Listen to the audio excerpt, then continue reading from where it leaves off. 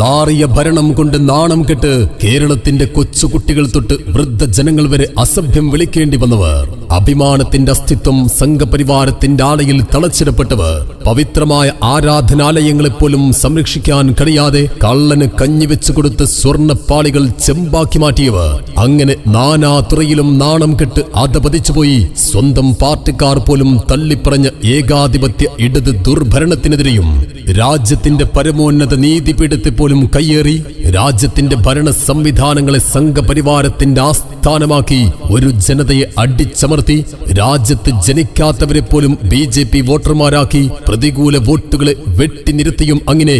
ജനാധിപത്യത്തിനോ ജനജീവിതത്തിനോ ഒരു നിലനിൽപ്പ് പോലുമില്ലാത്ത ദുർഭരണത്തിന്റെ അടിഞ്ഞാട്ടമാടുന്ന BJP RSS കൂട്ടിനുമെതിരെയുള്ള മനുഷ്യത്വമുള്ള മനുഷ്യന്റെ ഉറച്ച പ്രതിഷേധവും പ്രതിരോധവുമാകട്ടെ ഈ തെരഞ്ഞെടുപ്പ്. രാജ്യമാകെ സമാധാന ദൂതുമായി കാലങ്ങളോളം ഇന്ത്യ ഭരിച്ച, കേരളം വികസിപ്പിച്ച, നമ്മുടെ നാടിന് ഉണർവും ഉന്മേഷവും നൽകിയ